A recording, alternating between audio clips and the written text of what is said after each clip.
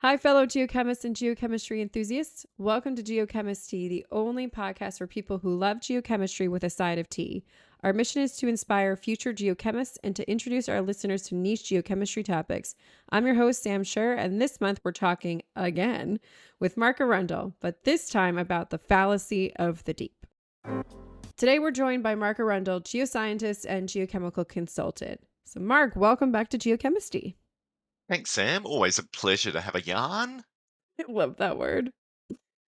So, Mark, it's been about a year since you were last on the podcast. For anyone who hasn't heard it yet, I would definitely recommend going back to the episode where we talked through your career and how you ended up where you are today. Instead of doing that again, I thought this time it might be interesting to start with what life actually looks like as a consultant. What does a typical day involve for you? And have there been any interesting projects or experiences perhaps over the past year? Sure. So over the last couple of weeks, I've been doing something a little bit different. I've been working on an IPO, an initial public offering for the Australian Securities Exchange for a copper gold project in the Mount Isa area. So giving presentations, talking to people, dealing with money people, and playing what I call corporate mark rather than geo type mark. So that's been a bit different. In terms of geochemistry, I was involved with Richard Lilly on a Nexus training course. That was probably about 6 months ago, where we did 2 days online geochemistry. And one of the great things about that is that we had over 100 people participating on that, which was pretty cool. Um, Been doing some geometallurgy type work on a New South Wales nickel cobalt laterite, distinguishing and classifying ore types, which has been a little bit different, something I don't normally do. And yeah, one of the big projects I've been involved with was regolith interpretation and a field visit, and then helped a company design a sampling project. And as a consequence of that, the clients identified a number of new high priority gold targets. So that's been pretty cool to be involved with. And lastly, I've just come back from doing some hiking in New Zealand. We did the Milford Track in Fiordland down in the south of New Zealand. So that was pretty spectacular, and we had beautiful weather for the 5 days in a place where it rains 200 days out of 365. So we were very fortuitous to be able to do that. So that's just rough summary of my last Anywhere 12 near months. Hobbiton? The Hobbit Town's on the North Island. We're on the South Island, Okay, so but near some of the gotcha. areas where Lord of the Rings was filmed, some of the majestical type mountains that you see and the big plains they filmed that in central Otago and some of the places we went to. But yeah, great place to go. The fjords are just absolutely as impressive, I suppose, as Norway and Iceland, and a place in New Zealand I've never been to before. So there you go. My feet still hurt. That. Yeah, I bet. I think I did, we'll call it a trek one time with a friend in southern Chile. And that was maybe like 4 or 5 days of continuous walking, ascending, descending, flat, all things in between. We were in Patagonia. Yep. And at the end of it, I decided that that was the last trek I was ever going to take. That I'm more of a light hiker. We can go up a mountain and down a mountain, but we got to be finished in one day. It's not really my scene. Well, day 3, we went up 700 meters and down 900. And the 900 was down in about 3.5 miles. So it was pretty steep coming down. So that was a pretty tough day. And then finished it Yeah. off with a nice leisurely, I think it's a 13.5 mile walk, 21 kilometers on the last day. So that, yeah, great fun. Yeah, highly recommend it if you get the Whoa. chance. Yeah, so it was all up On day 30. 3 of mine, I remember crying because I was so tired. Yeah, and we did the what I would call business class as well. So we had decent beds, and someone cooked a meal for us each night, and even a shower. So I would be really tough to Wow. do it, I think, if it was raining. Yeah, they had fantastic drawing rooms. It was Yeah. sort of a ski lodge, but yeah, it didn't have to take your bedding with you, which made it a little bit easier, and didn't have to take food. Mm, A little bit lighter on the back. Yeah, yeah, yeah. a little bit lighter Yeah. on the I made the back. person Yep. I was with carry the tent. Yeah, we call that glamping. So that's what the kids Yeah. call it. Oh no, this was better than glamping is staying in lodges and stuff. So Okay. yeah, yeah, very impressive. But we didn't see any kiwis. That would have been, Very impressive. uh, yeah, we saw. I can't remember wanaka or something like that. Some other birds that are like kiwis but have got a short nose. So, but anyway, Cool. So I anyway, I guess backtracking a little bit to what you said it more about on the consulting angle, just to throw in one thing for flavor there. I often find myself doing things that I never thought that I would do either because I feel the role of the consultant is just to say yes and figure it out. And often, I mean, they're within the wheelhouse, right, of things that we can do, but yes, there's a degree of figuring out in there too. So, 100%. I'm so that working on a sounds cool. yeah, working on a project at the moment, which is again a geomet review, and there's a lot of data, but yeah, sifting through the data to actually find out what the client wants as to what I can actually achieve with the data in a given time frame is, yeah, I suppose always one of the skills or things that you learn with consulting to find out exactly what the client wants with respect to the answers. So, some ways you need that fairly sorted out before you actually begin the task, particularly when there's a lot of data, as there is in this data set, something like 40,000 analyses. So, yeah, it can make it difficult to classify the different ore types when someone's already done it based on the geology and the geochemistry. So, yeah, what you can actually add value there is more confirmation to what they've done rather than add anything new. Unless you've got months, and yeah, that's something I don't really want to spend months and months on. Yeah, I know. I find myself along that same like kind of line of just I want I'm definitely a people pleaser. I want people to be happy. So you want people to be happy with your work, but at the same time, a lot of times there's only so much you can do with a given data set, both in the time constraints, because times if people don't know anything about consulting, time is dollars, right? So what is the floor or the ceiling rather that people will want to spend? So that's the amount of time that you can use, and then what's realistic in that given time frame, but also what actually you can do. I received a data set that I thought had tons of maps, tons of different things, have a 3D modeler on the case with me too. And, what I initially thought that we could do for the district, myself as not a 3D modeler, I didn't realize the lack of, you know, 3 or 4 different things means that what we can actually deliver is a much smaller constrained model versus something that's a lot more district wide, which was actually quite upsetting for me because I was like, oh my God, we're going to do this amazing thing. You never want to over promise and under deliver, but at the same time, you just want everybody to be happy. And so trying to find that balance, really, really tricky.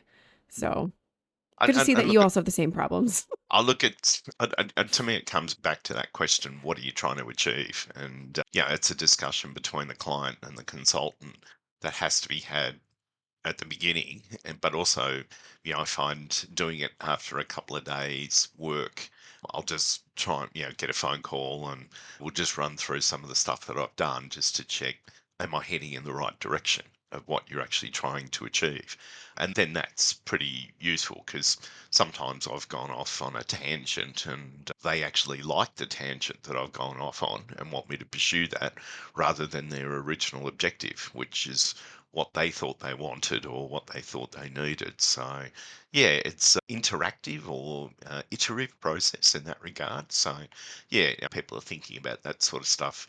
Just don't look at it as a task-driven thing that on day one you'll have it set off and then you go charging into the wilderness with what you do, and then 2 weeks later hand over a report that no one will ever read, basically. So, yeah, it's an education, I suppose, on both sides of client and consultant. Yeah. Great points. Well, before we get into anything more serious, I think, as you well know, it is tea time. So, for anybody that doesn't know, this is where we invite our guests to spill a little tea from their world and what's going on or what's happened in the past. So, Mark, I just want to know, what have you brought us today? Can't hear the boiling kettle in the background, Sam. What have you done? Or is that coming Yeah, later? it comes in later. Yeah, it's a Ah, special effect, and we'll see who's paying attention here. I have a friend by the name of Brenton, Oh, yes. And when I was at his house, he said to me, you know what would be amazing would be if you had a tea kettle sound effect. And I went out afterwards and I found one. And so the tea kettle sound effect is because of you, Brenton. So Oh, you're he'll welcome be and thank you. he'll be so touched. He'll be Um, so touched. yeah, so the tea one was pretty easy because I was talking to someone the other day about traveling in America, Ooh. and Oh. I it might have been the first time I'd come to the US, and I was in Denver.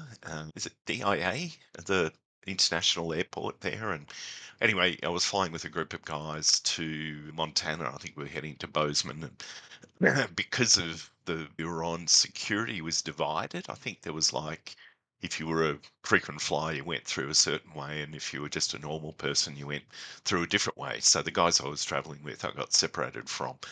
And before the trip, I'd just been to a conference and I had to say it, brand new Newmont branded water bottle, which I was pretty excited about. And I'd filled it with water because I Yeah. tend to drink a lot of water on the flights.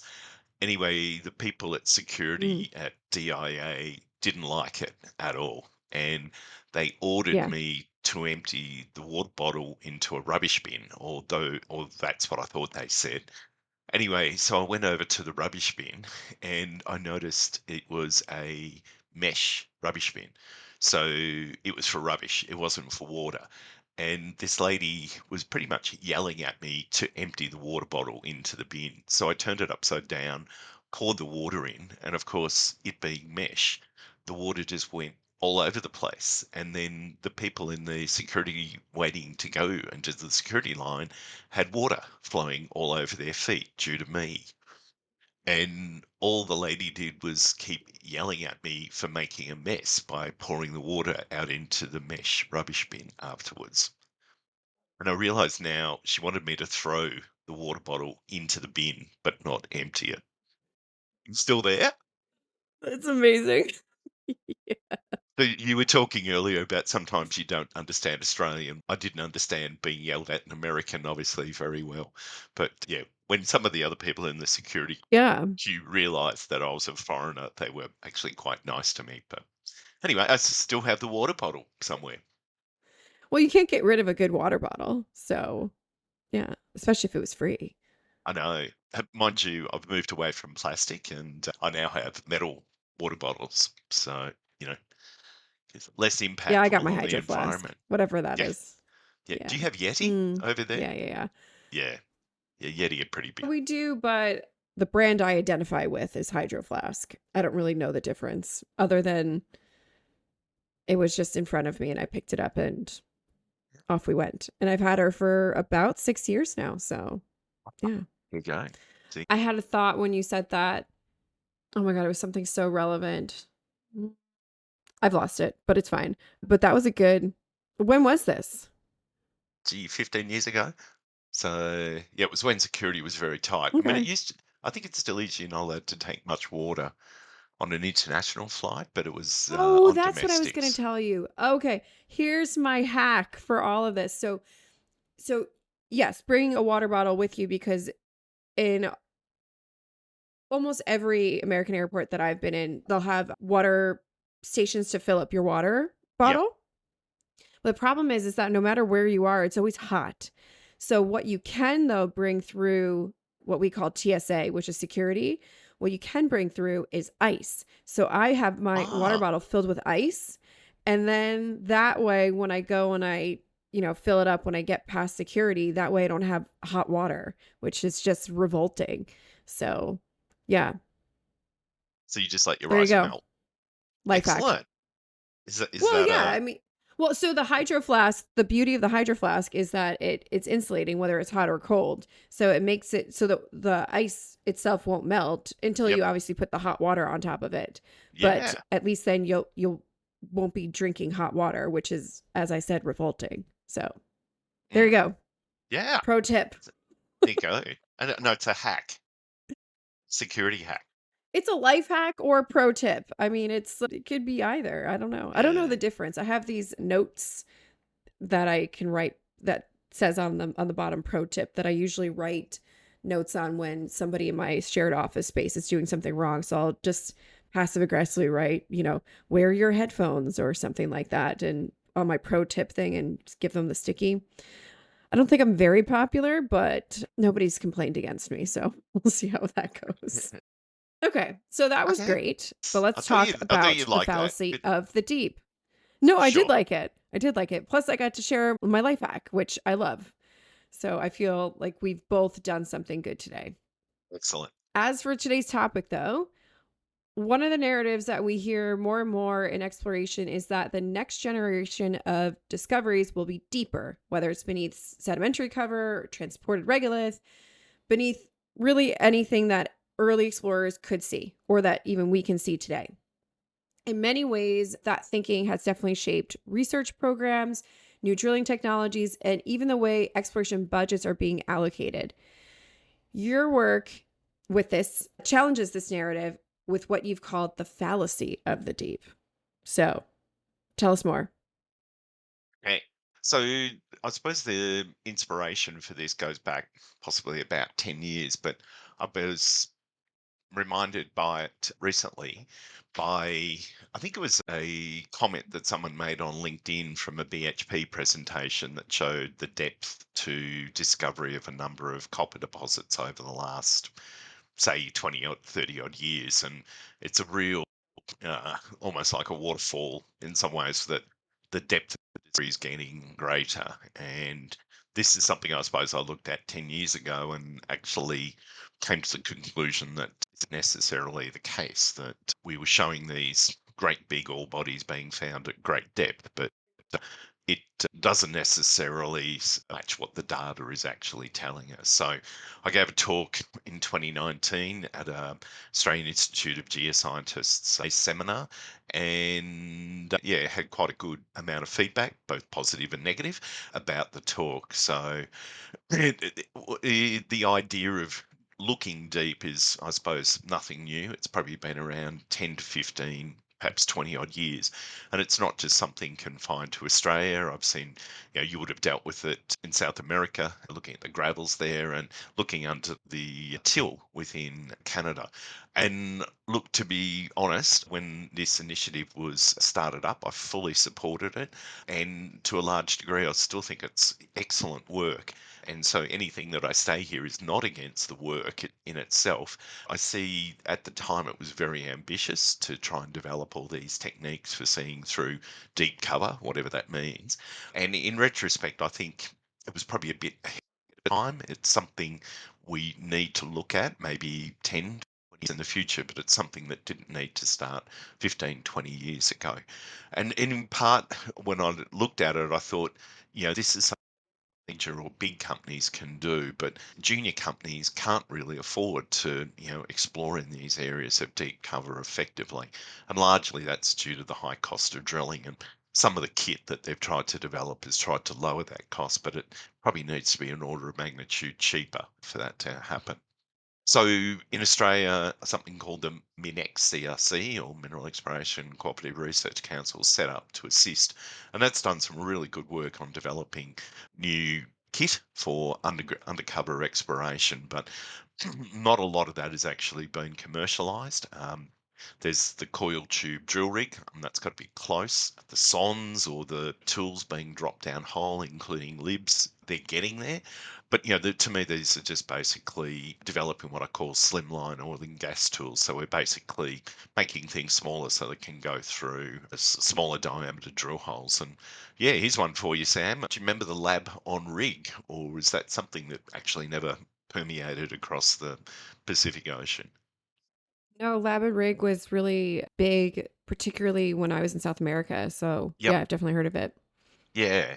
So, I sent a note to the index people and just, yeah, it's something that they still have, but it got to a certain stage, but it's never reached that stage of commercialization or people actually want it commercialized. So, that's something that started off really well and generated a lot of excitement. But to me, it's an example of, we've stalled with this undercover exploration, and maybe because it's just too hard. I don't know. I suppose it was also at the time where a lot of the green rock work was coming out, so that gave us the ability to see undercover. But, and this is something I suppose we've discussed before, that definitely, we don't really know what cover is. We don't define it particularly well, and what Sam's cover is might be different to what Mark's cover is. So maybe that's a topic for another podcast itself, Sam, at some stage. I love it. Yeah, maybe get Simon Bolster on the chat too. I mean, maybe Ryan Noble as well. We do a whole Yeah, thing. Just calling out people. They don't deserve this. yeah, and yeah. But I mean, yeah, I it's a tried to beloved define. topic. Yeah, I mean, we talk about transported cover and we talk about host mineral cover, and when we start seeing anomalies in the cover, what does that actually mean? So, yeah, no, it's definitely something that's been poorly addressed. And, if we're talking about drilling deep, I think understanding cover, and I'll talk to that a little bit further with some comments someone else actually made. Yeah, and we need to actually sort out the cover before we start talking about what deep actually is. So I guess then that's a really good interlude into our first question here, which is really just to set the stage, which is for people hearing this phrase for the first time, not only just cover, but also really what, in a sense, do you also mean by the fallacy of the deep? What assumptions in the industry are you challenging with this idea? Yeah, so I suppose about 10 to 20 years ago, the new area for grassroots exploration, or where the new big things was going to be found, were in these areas undercover in Australia. Um, so, I like referring to, the dragons were hiding. We didn't have the kit or the tools then, possibly now, to even seek them out, or even, the scent of their fire, so the footprints of them.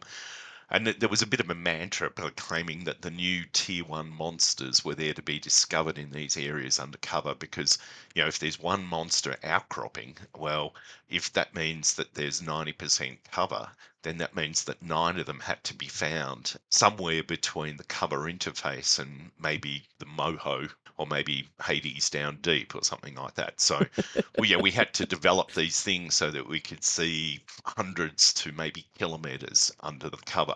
And when I started looking at it, I came up with this pithy but provocative idea of, the fallacy of what we were doing with the deep. And someone suggested that was a little bit negative. So I came up with another one, the value in the shallow, which pretty much means that, did I think what I was looking at the top I like that. 100 meters? So, Mm. I believed then, and this is what, almost 10 years ago, and I still pretty much believe now, we don't have that ability to see that deep. Some of the geophysical techniques, can get down with, given the right sort of resistive type units. Maybe we can get penetration a couple hundred meters down. It's difficult to actually see greater than the top 100 meters. And if we haven't explored the top 100 meters adequately, why should we be looking down even deeper? And I mentioned that, there was this diagram which was based on some work that Richard Shoddy had done.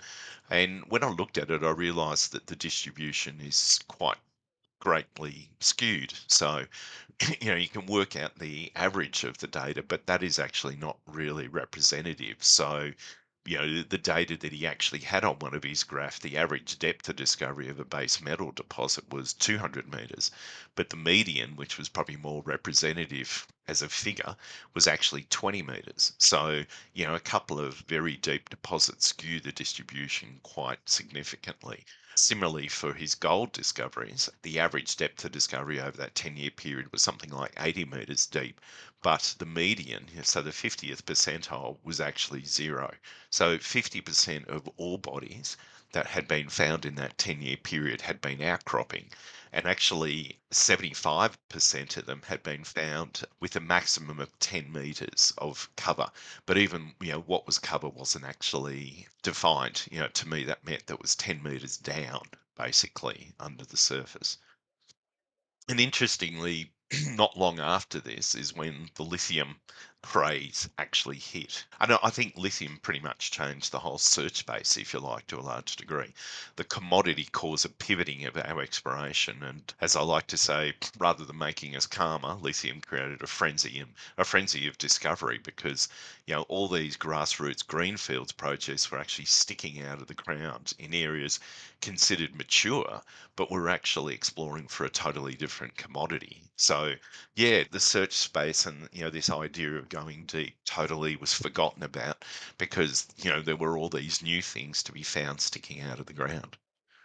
As people that work with stats all the time, when you put it that way, that the average was 100 or whatever, 80, but really the median was 0. Just thinking about it now, it's almost like when I see those presentations, I never really questioned those search bases and everything. It was just you took it for granted because it's one of those almost in a way a throwaway slide, right? Because you're going to get into the more exciting stuff afterwards, whatever the science was, whatever people have come up with, new techniques, etc. So you have that first throwaway slide almost where it's just like all the discoveries are deeper. They're at least X amount of meters, and it just becomes dogma in a way. Yep. And Yeah. it's just an interesting call out to throw it out here right now like this, that we're talking averages, and of course something very deep is going to throw off everything.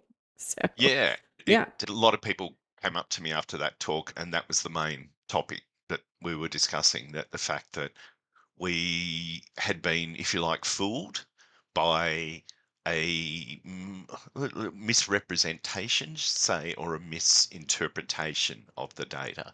But look, if you're selling something, and this is where I'll start getting on the thin ice, if you're selling something, you want data to back you up.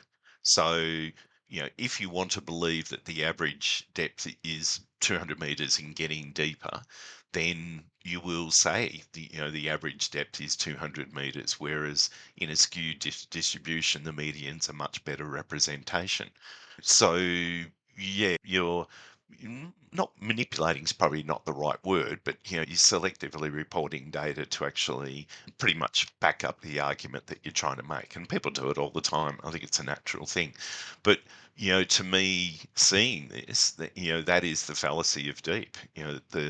The misconstruing of a skewed data set, and we all went along for the ride, is basically, the reason for going deep, but it's actually wrong in the first place. So then in talking about all of this, I guess we need to discuss a little bit deeper where the narrative comes from then. Heard over these past few decades about this call of the deep, the idea, again, as we continue to say, that the next generation of discoveries are going to be under really significant cover. So, where do you think, and building on what we've already said, but where do you think that this narrative has come from? And also, why, when drilling is expensive, has it become so dominant in exploration thinking? Sure. I mean, looking at the Australian context, I mentioned before that cover makes up, say, 80, 90% of Australia.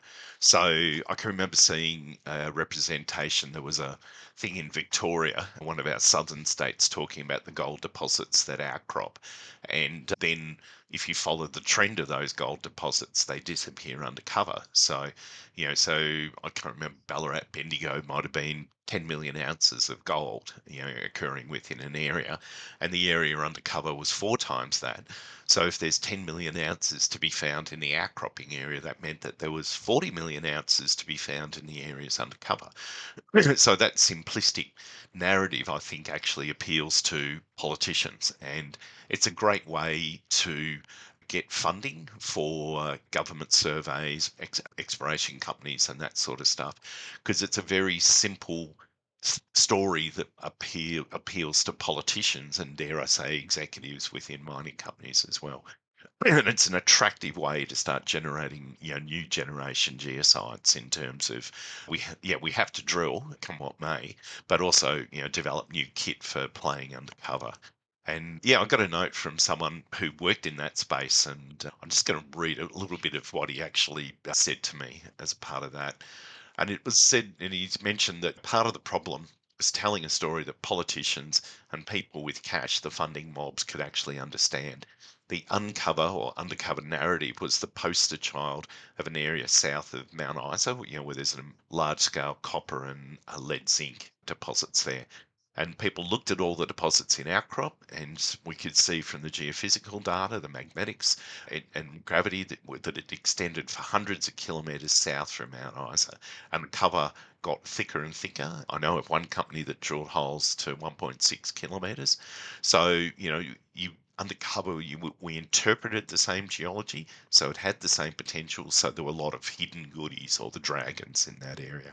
And what was the issue was the nature of cover and what people saw as cover with that, and which mineral system are you actually going to look for there.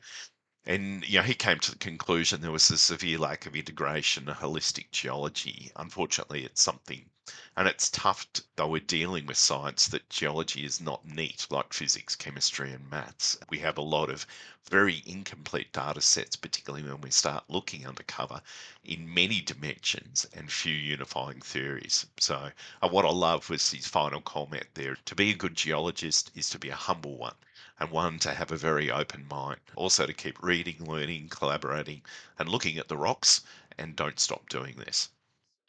I don't think I have anything else to say. Nothing to add to that.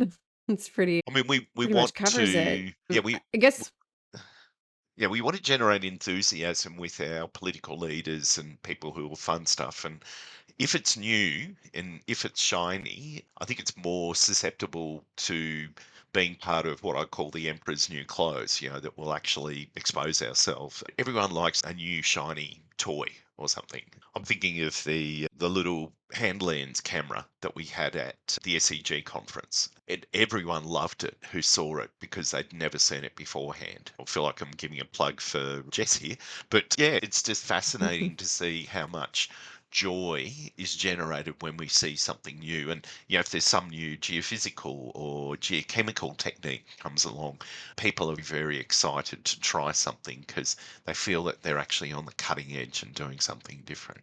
I Or know that's scanning a good point. techniques. And from the government angle too, I was reached out to a call for applications for developing new technology and to kind of sit on a little board to review some of those applications, if you will.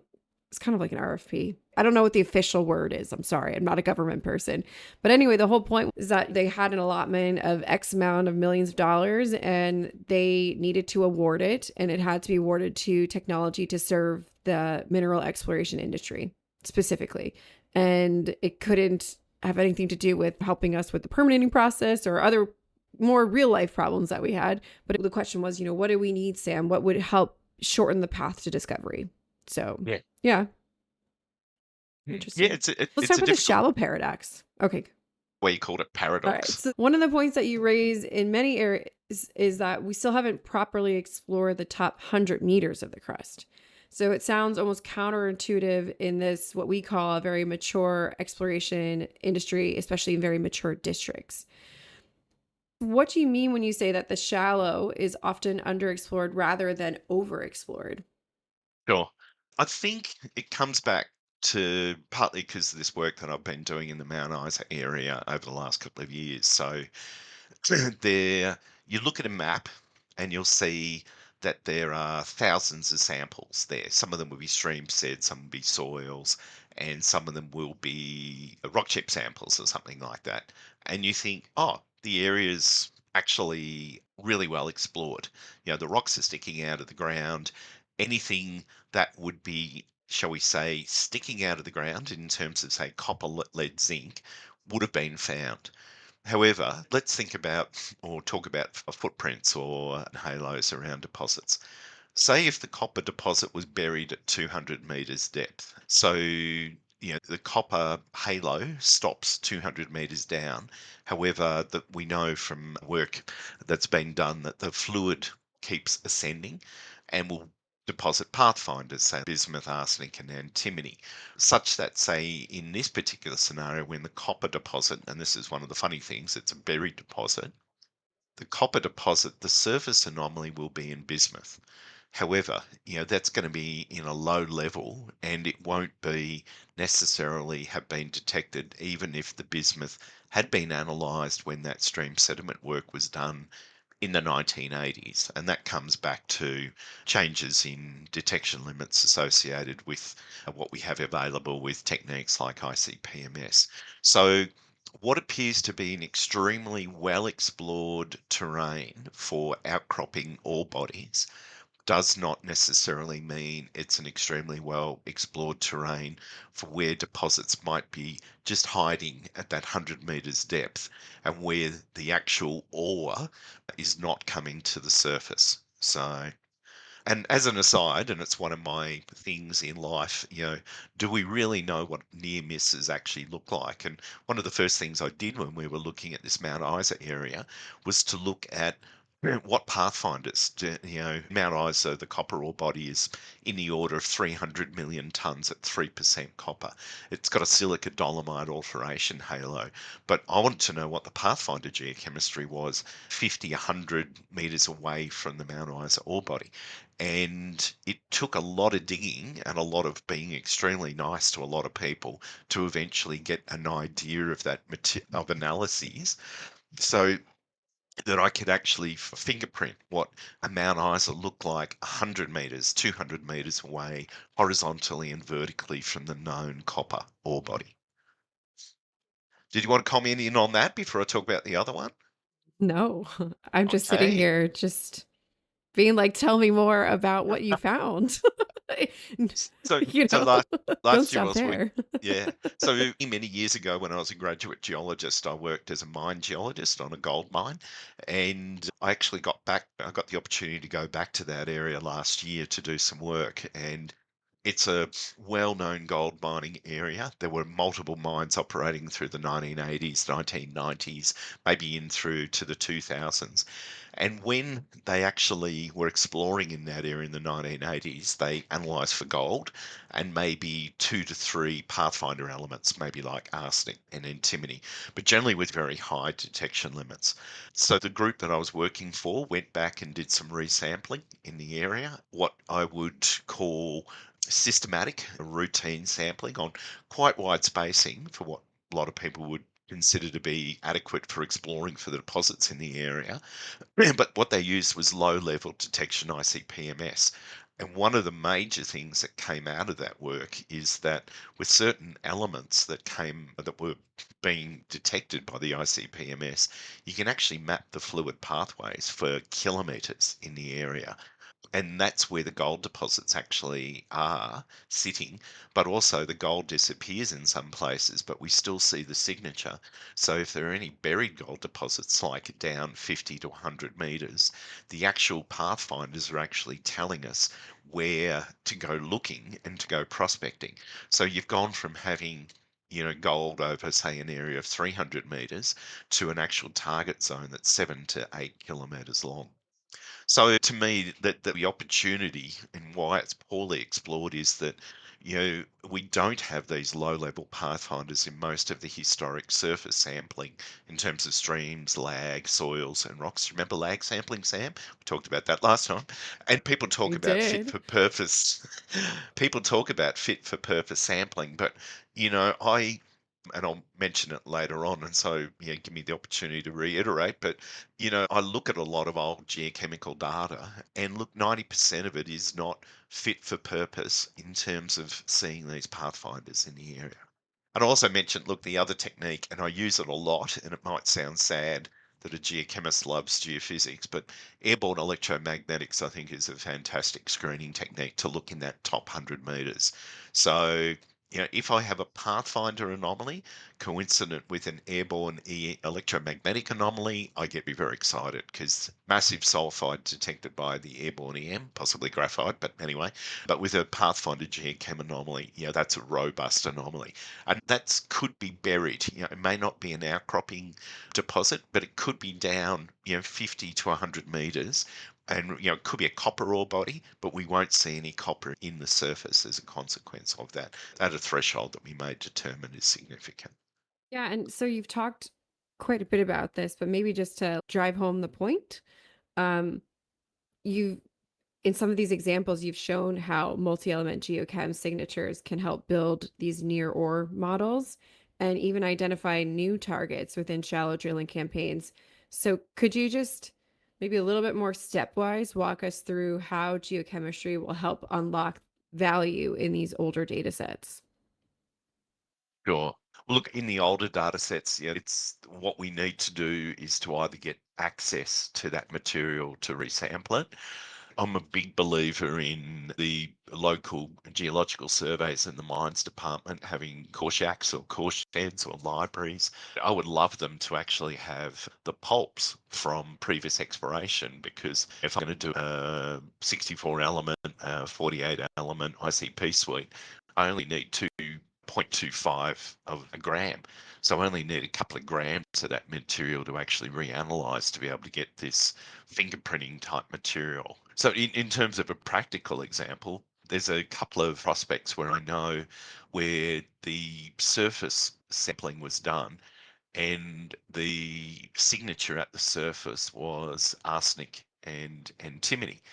And with some of the RAB drilling that had been done in the area, so shallow drilling, as you got through that arsenic antimony zone, you started to see anomalous bismuth. And what they did then was put a deeper hole down to, say, in the order of 100 and 150 meters, which was actually an airborne electromagnetic anomaly. And that's where they intersected the copper ore body. So I actually have seen numerous examples now where in the surface sampling there was arsenic and antimony but no copper, and the bismuth was less than 1 part per million. Down at sort of the order of 50 to 100 meters depth, we start seeing bismuth hit that level of 1 to 5 parts per million. Copper is still, say, less than 100 parts per million. But then once we actually get down below that bismuth zone, we are actually hitting ore grade copper at 1%.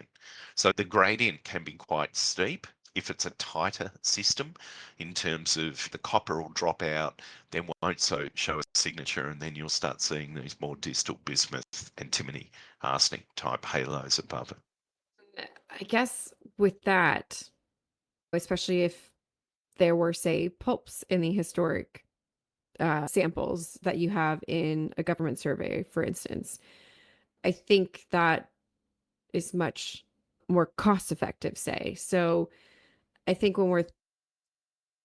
as we know, exploration and mining companies tend to be cost adverse. But when you're thinking about the cost versus insight, deep drilling are extremely expensive. So do you think sometimes that the industry may confuse this kind of technological capability with exploration effectiveness in that sense? I think so. I think there is a tendency to generate new data.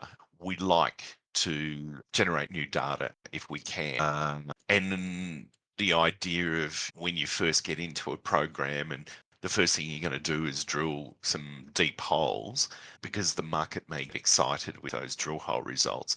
That seems a little bit more funky than there's all this old work and we need to go out and actually reanalyze the material. Whereas reanalyzing the material from prior work actually may give us a longer term, better understanding than drilling one new drill hole. You're talking here more about psychology of exploration and that there's a cultural aspect to this where deep targets, particularly as well, they may feel more exciting, more like we're at the frontier, say. So, do you think that this Yeah, psychological bias in exploration is also, this big, deep discovery story, even if the data might be telling us to look closer to the surface? I like to use the example of, say, buying a car. If it's expensive, it must be good. It must be very hard for people. Maybe it costs the same to build a Toyota as a BMW, but BMW should cost twice as much as a Toyota because then there's the perceived value in something that's much more expensive. So an exploration program that involves drilling a deep drill hole, it must mean that the target is actually going to be big. And I think Olympic Dam's probably the poster child for that sort of thing, that you do need to find a big target. I remember one company I was doing some work for that they said for a copper ore body, every 100 meters, deeper that it was buried, then the grade would actually have to increase by 1% to actually make it worthwhile. If it was 100 meters buried, it had to say be 1%. If it was 200 meters buried, it'd have to be a 2% ore body. So that also then permeates that the target itself, if you're drilling deep, must be good in that regard.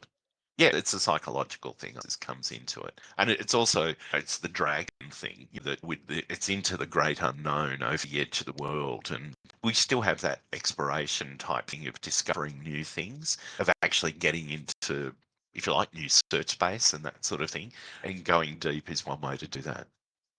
Yeah. And so, in thinking that, especially as a lot of your work emphasizes the integration of all these different disciplines, geology, geophysics, structure, geochem, the real issue, is it depth, or is it sometimes this failure to integrate data sets properly before deciding where exactly to drill as well? Yeah. I thought about this question a lot and came up with a wishy-washy answer.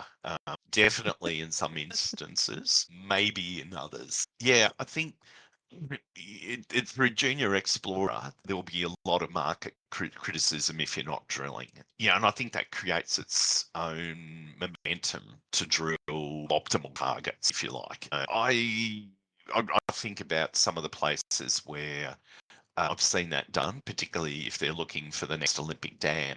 They might drill a hole down to 1,000 meters. That will cost them $500,000, basically. So that's a lot out of a junior explorer's exploration budget.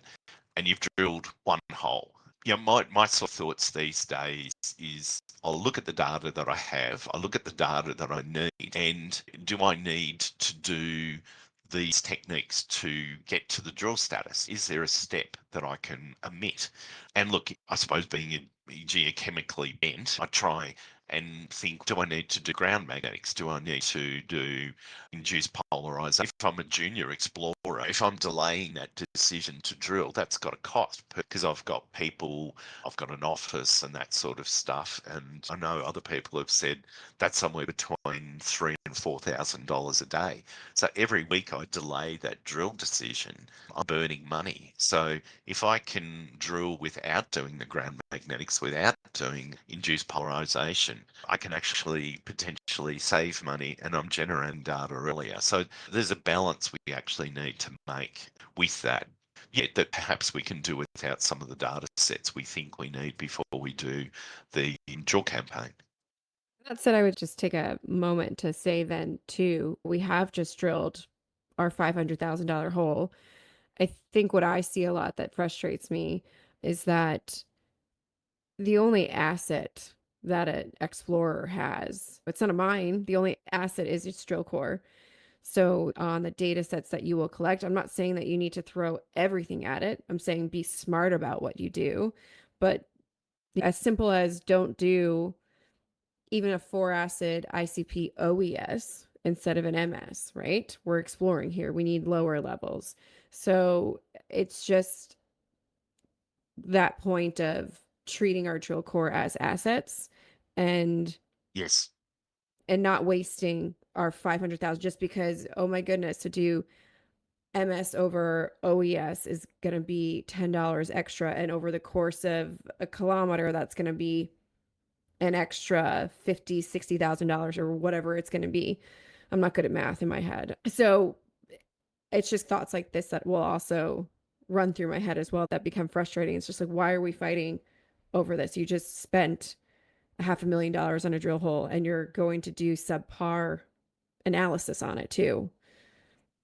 100%. Yeah. And I think the thing is, if you haven't hit ore grade mineralization with that drill hole, then it's a failure. And people are less inclined to actually want to squeeze that drill hole for Mm. further information. And my question is, and you're touching on it, is that a near miss?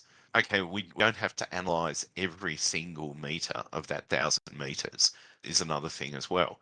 Maybe we just cut 1 in 20 meters or 1 in 10 meters, and that's going to cut down the asset cost. So, yeah, you can afford to do your ICP-MS if you're only sampling 1 in 10 or 1 in 20 meters.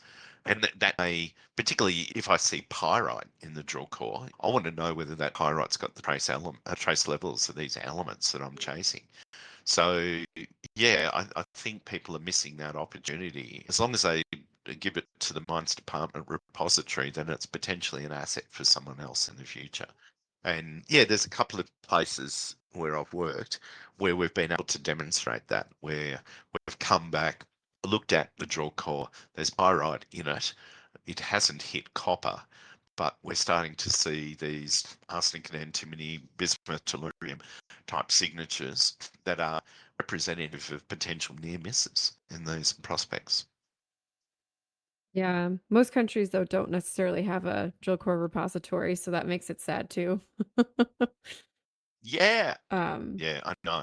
I watched Yeah, all of early Yanacocha was they had, which is a beautiful high sulfidation deposit in Peru, was getting a new core shack and they couldn't move all the core.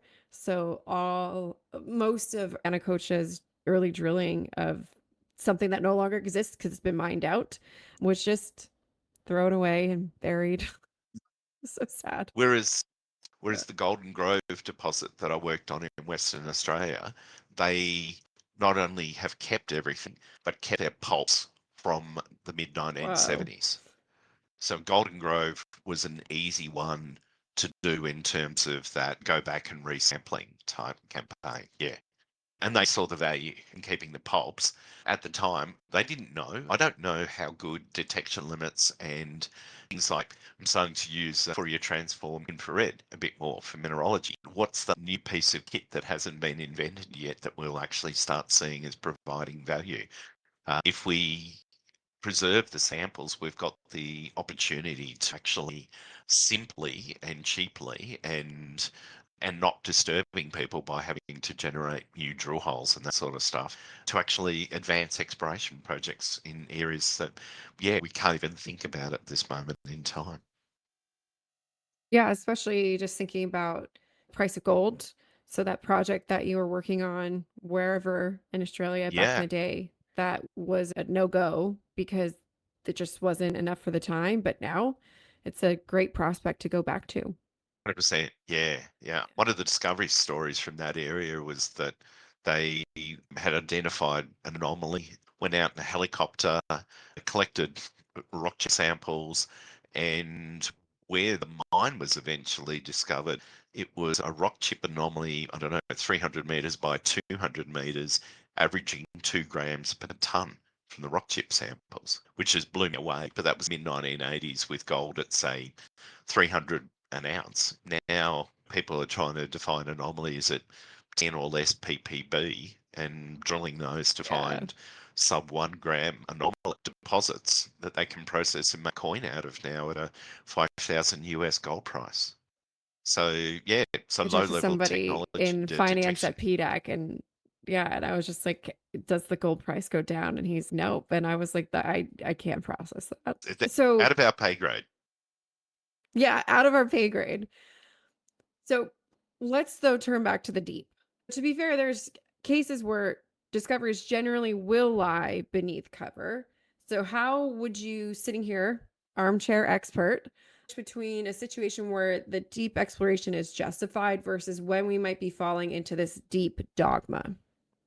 Yeah, I suppose with that, I think of two things. One is potash in Saskatchewan.